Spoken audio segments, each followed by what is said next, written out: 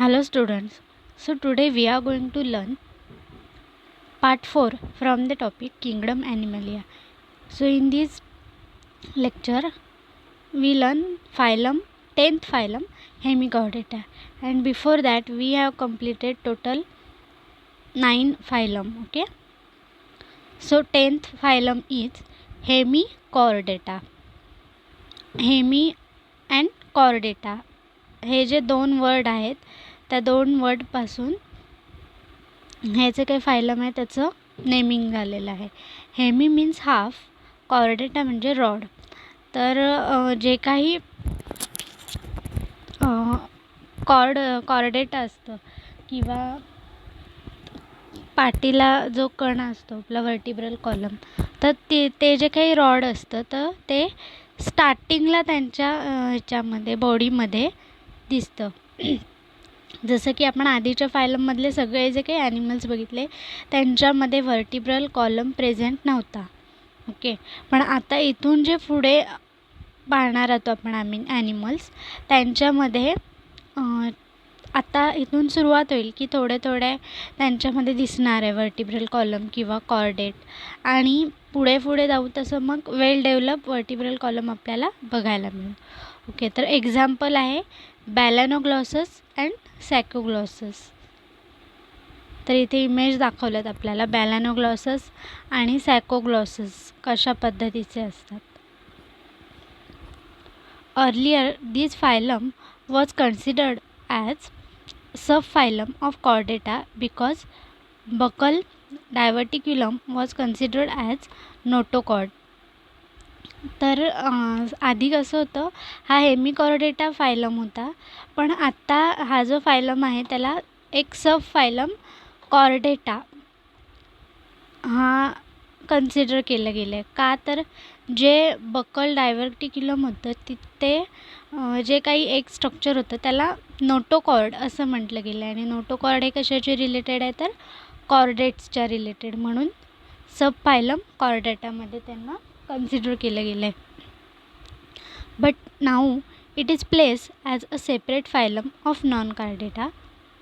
Exclusively marine animals usually living at bottom of sea in burrows. Okay. The animals are exclusively marine animal. Okay, they totally lives in sea water. Okay, and they living at bottom side of the sea. Okay, they never seen in surface area. Okay, so ते जे काही आहेत ते surface एरियाला दिसत नाहीत, पूर्णपणे बॉटमलाच असतात. Free living but the animals like Rhabdopleura are sedentary. Okay. Body is soft, vermiform, unsegmented and divided into 3 parts like proboscis, collar and trunk. Okay. So body is divided into 3 parts, that are which first proboscis, second collar and trunk. Okay.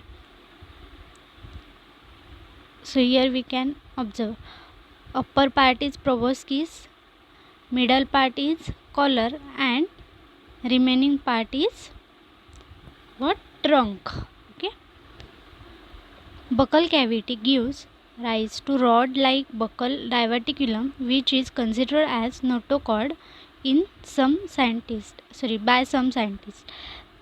तर जे काही buckle डायव्हर्टिक्युलम आहे तर त्याला काय म्हटलं गेलं आहे तर जे जेनायटल रिजनमध्ये बक्कल डायव्हर्टिक्युलम असतं तर त्याला काही सायंटिस्टने नोटोकॉर्ड असं म्हटलेलं आहे, त्याच्यामुळे मग ते कॉर्डेटामध्ये येतात. Alimentary canal is complete straight or U shape. Okay. Circulatory system is simple and open type. Respiration occurs by numerous gills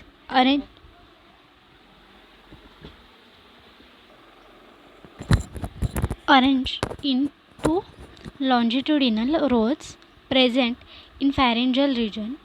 Gills open by gill slits. Okay. तर जे काही रेस्पिरेशन आहे ते कशा थ्रू होतं तर गिल्स, जे फिशवरती गिल्स असतात त्या गिल्समधून जसं की एक नेकचा जो रिजन असतो फिशचा, तिथल्या रिजनमध्ये जे काही ओपनिंग असतं तर त्याला गिल्स म्हणतात. Excretion occurs with the help of glomerulus. तर हे जे ग्लोमेरुलस आहे ते एक पार्ट असतो ज्याच्याने काय होतं तर एक्सक्रीशन होतं, म्हणजे जे काही वेस्ट प्रोडक्ट असेल ते बाहेर टाकलं जातं. Nervous tissue is embedded in epidermis on both dorsal and ventral side. Okay, तर जे काही नर्वस सिस्टीम आहे तीसुद्धा डेव्हलप झालेली असते. Sexes are separate. This phylum is the connecting link between non chordata and Chordata.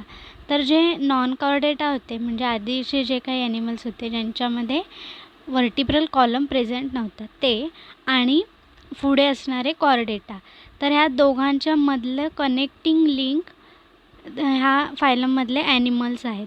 असं का, तर त्यांच्यापासून पुढे जे काही कॉर्डेट ॲनिमल्स आहेत ते तयार झालेत. नेक्स्ट फायलम आहे कॉर्डेटा.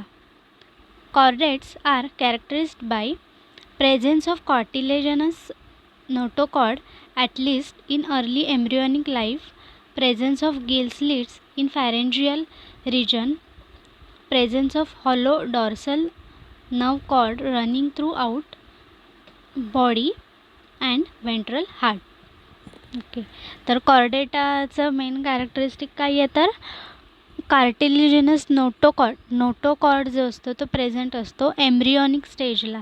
म्हणजे जी एम्ब्रियॉनिक स्टेज असते त्याच्यानंतर काय होतं, जे काही पूर्ण बॉडी असेल ती तयार होत जाते. स्टार्टिंगलाच पूर्ण बॉडी तयार होते का कोणाचीही नाही होत. तर पहिलं एक सेल असते, त्याच्या 2 सेल होतात, 4 सेल होतात, मग पुढे एम्ब्रियॉनिक स्टेज येते आणि त्याच्यानंतर मग जी काही बॉडी असेल ती पूर्ण तयार होते. तर त्या स्टेजच्या वेळी नोटोकॉर्ड प्रेझेंट असतं. Phylum Chordata is divided into 3 sub phyla. First Urochordata, second Cephalochordata and third Vertebrata. Okay, Urochordata and Cephalochordata are collectively called as protochordates. Okay, so first sub phylum is Urochordata or Tunicata. Examples काय त्याचे तर Herdmania, Salpa, Doliolum etcetera. These are also called as tunicates or ascidians. Okay, तर हे जे काही animals आहेत त्यांना ट्युनिकेट्स किंवा ॲसिडियन असं सुद्धा म्हटलं जातं. हे कसे आहेत, एक्सक्लुझिव्हली मरीन आहेत. Body is soft and covered by test or tunic which is made up of tunicin. Okay, notochord is present only in the tail of larva, hence the name urochordata. तर जो काही notochord असतो तो फक्त पूर्ण बॉडीमध्ये tail रिजनला असतं, म्हणून त्याला युरोकॉर्डेटा असं म्हटलं आहे. ओके, युरो म्हणजे काय तर आता टेलच्या साईडला कुठली एक म्हणजे युरिनरी सिस्टीम किंवा एक्सक्रिटरी सिस्टीम असते, म्हणून मग त्याला युरोकॉर्डेटा असं म्हटलं गेलं. Notochord is lost during Metamorphosis. मग त्यांच्यामध्ये जशी जशी वाढ व्हायला लागते तसं जो काही नोटोकॉर्ड आहे तो निघून जातो किंवा लॉस होतो. Pharynx has many gill slits. Okay, तर त्यांच्यामध्ये खूप साऱ्या गिल स्लिट्स प्रेझेंट असतात. सर्क्युलेटरी सिस्टीम क्लोज टाईपमध्ये असते. ओके, तर अशा पद्धतीचे हे जे युरोकॉर्डेटामधले ॲनिमल्स आहेत ते दिसतात. हर्डमॅनिया, ॲसिडियन, टाडपोल. ओके,